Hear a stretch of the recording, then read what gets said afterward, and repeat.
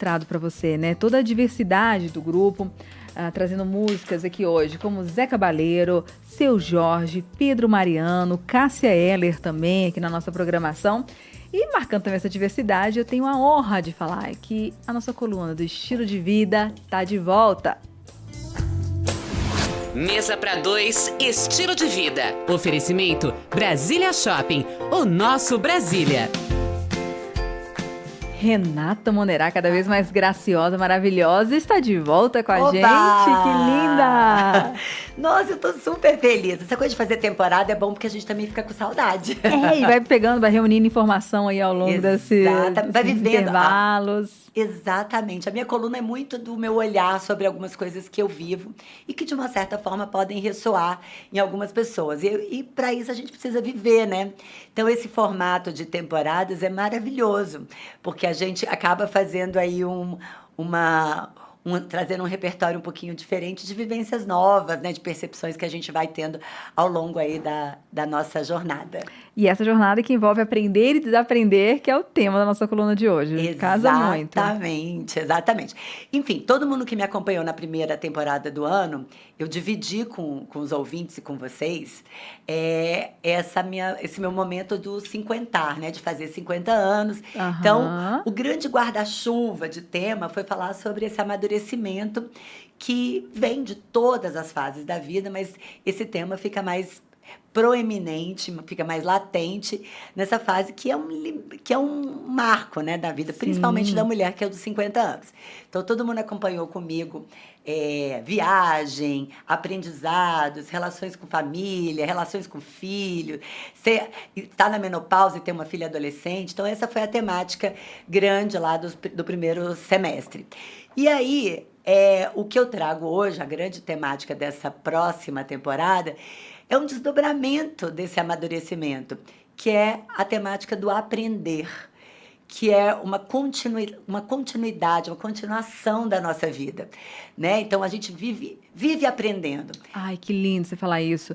Minha mãe estava num dia conhecendo uma pessoa numa biblioteca, numa cidade interior. Ah, não, mas eu já aprendi tudo que tinha para aprender. Minha mãe falou, não, então pode morrer, porque assim, o que tá aqui? A gente tá aqui para se aprender, entender e gostar desse processo de aprender. Eu acho que o aprender é o processo, né? Não é nem o aprendizado em si, Sim. Aquele que a gente é acadêmico, Perfeito. Que a gente estuda, que é super importante. O aprender, quando a gente fala em manobras sociais, né, de relação, de cultura, isso é maravilhoso, isso é um aprendizado sem dúvida, né? Mas o aprender no dia a dia, que são as relações de autoconhecimento, relação com o outro, relação com o aprendizado mesmo, com seus interesses, isso precisa ser muito valorizado.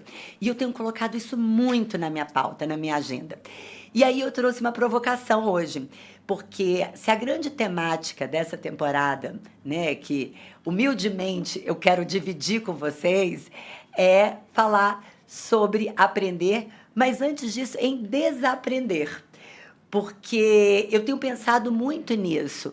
Tem coisas que a gente cristaliza, que elas viram verdades absolutas na vida da gente. Até preconceitos, sejam eles ruins ou bons, né? A gente vive em um momento que daqui a pouco vamos ter eleições. A gente vive, infelizmente, num mundo muito polarizado. E aí, eu estou falando só do aspecto político, mas tem o aspecto social, o aspecto pessoal, o aspecto interpessoal, a nossa relação com a nossa própria família. É muito importante a gente deixar espaços abertos para desaprender. Eu acho que é muito legal, porque a gente valoriza muito aprender. Mas desaprender aquilo que nos pesa, aquilo que nos carrega com uma força ruim, aquilo que foi bom em um determinado momento, mas não é mais, a gente tem sim a permissão de desaprender. Que lindo! Eu participei de uma dinâmica, foi tão poderoso para mim, era uma dinâmica de autoconhecimento mesmo, e aí os participantes tinham que falar assim, quais são os principais, que as pessoas falavam, as principais qualidades que as pessoas definiam a gente, né? Então, assim, falam que eu sou isso é minhas qualidades. E aí depois o professor falou, o mediador, como é que isso te atrapalha na sua vida? Como é que essas qualidades te atrapalham? vamos tentar tirar isso, vamos tentar tirar um pouco. Você não tem essa qualidade, você não tem obrigação de seguir essa qualidade. Exato. É tão poderoso, a gente queimar o papel, tem todas essas cerimônias, mas esse tirar também, esse desaprender, esse questionar o que é verdade, pra gente é tão lindo, Rê. É libertador, porque o que funciona pra gente hoje não necessariamente funciona pra gente amanhã. E o Lindo. mundo muda, as pessoas mudam, as relações mudam. E a gente precisa crescer.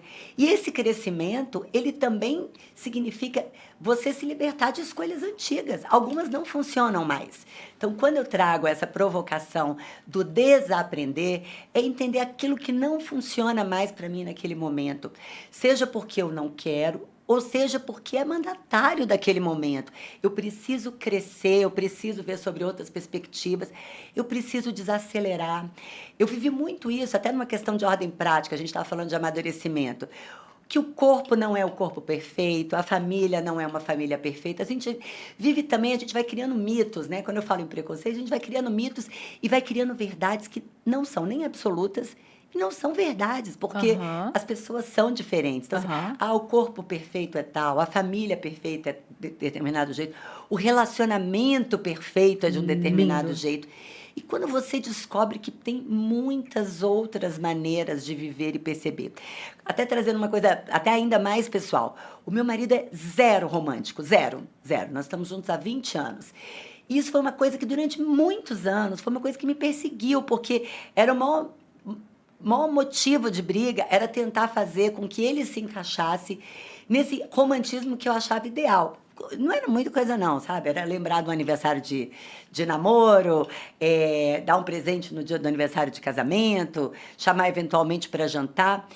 E aí, de pouquíssimo tempo para trás, eu comecei, até no processo da construção da casa, quem é ouvinte antigo, eu comecei a valorizar tantas outras coisas. Ele é um cara tão ativo nos cuidados da nossa casa, é tão presente em outros aspectos. Eu falei, gente, tá aí a presença dele, tá aí o romantismo dele. Lindo. Isso foi libertador. Estou falando de uma coisa de ordem prática, porque às vezes a gente acha que tem uma história, um viés meio coach aí, né?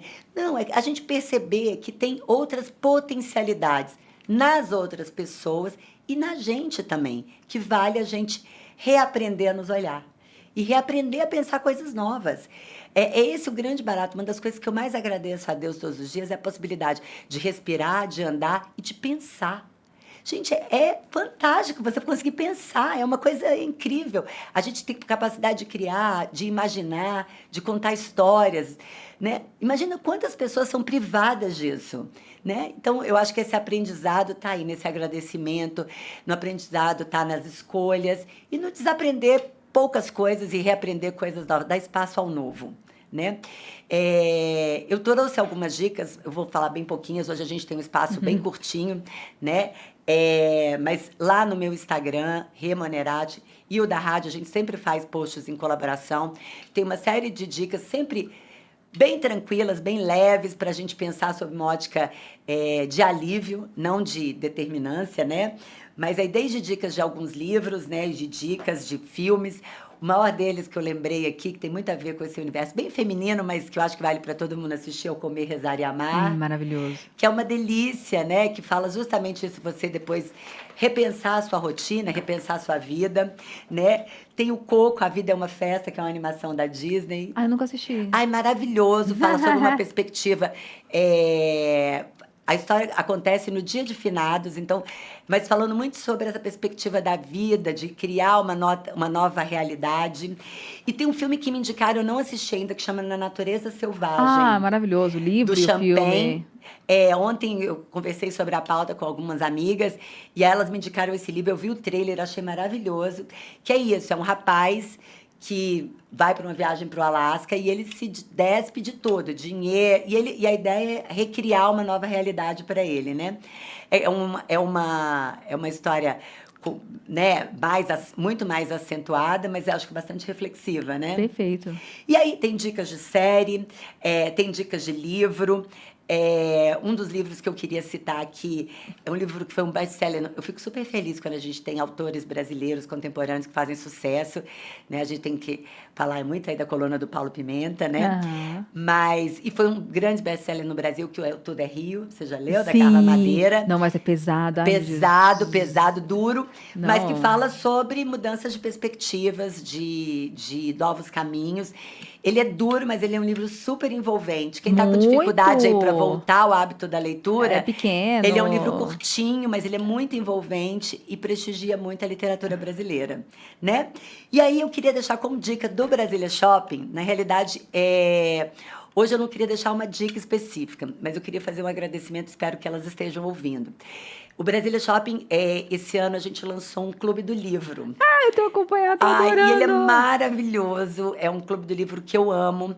Nós somos 25 mulheres e a gente tá lendo durante esse ano 6 escritoras mulheres. A condução, a mediação é do coletivo Maria Cobogó, maravilhoso, que eu já citei aquele várias vezes. Entrem lá no @ deles, Maria Cobogó delas, né? É um coletivo de escritoras e editoras mulheres de Brasília. São mulheres incríveis, maravilhosas, que fazem a condução. E essas 25 mulheres, que eu faço parte, eu sou uma delas, são de diversas idades, de diversas formações. E a gente está dando a oportunidade de ler vários tipos de livros diferentes. Então, ontem a gente fez uma leitura do livro de contos da Lígia Fagundes Telles, antes do Baile Verde. Uma leitura surpreendente, que talvez eu não chegasse nessa autora, e cheguei por conta do Clube do Livro, apesar dela ser uma autora super conhecida e tudo, nunca tinha me chamado a atenção para ler. E ontem a gente terminou a nossa reunião, que foi a penúltima, assim, todo mundo com o olho meio marejado, do quanto isso é transformador. E aí, por que eu quis falar, agradecer essas mulheres? O quanto eu tenho aprendido com elas. Ao ouvi-las, né? Eu sou uma pessoa que falo muito, então, às vezes, eu tenho dificuldade de ouvir, né? Então, ler os livros que eu leio através dos olhares e das interpretações dessas mulheres. E como tem sido importante aprender a fazer alguma coisa nova. Porque deixou de ser um projeto do shopping, um projeto de criação de comunidade, para ser um projeto cheio de propósito para mim. Então, eu queria, assim, quem tiver oportunidade, a gente vai abrir novas vagas para o Clube do Livro, ano que vem, fiquem atentos às vagas lá do Brasília. A gente vai fazer ainda um grande evento de comunidade para chamar todo mundo para ler.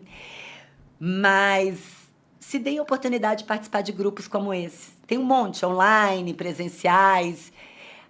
Se deixem aprender através do olhares de outras pessoas também. Essa é a dica através do Clube do Livro do Brasília Shopping que eu queria deixar hoje. E olha, gente, vale a pena seguir a Remunerar, porque ela fez uma dica tão legal, olha, ela colocou uma série, o The Beer, que é maravilhoso, o Annie with que a gente tem uma protagonista que vai mudando. Os livros, O Caminho do Artista, que é de uma autora também. Eu adorei que você trouxe só livros de mulher. Sim, exatamente.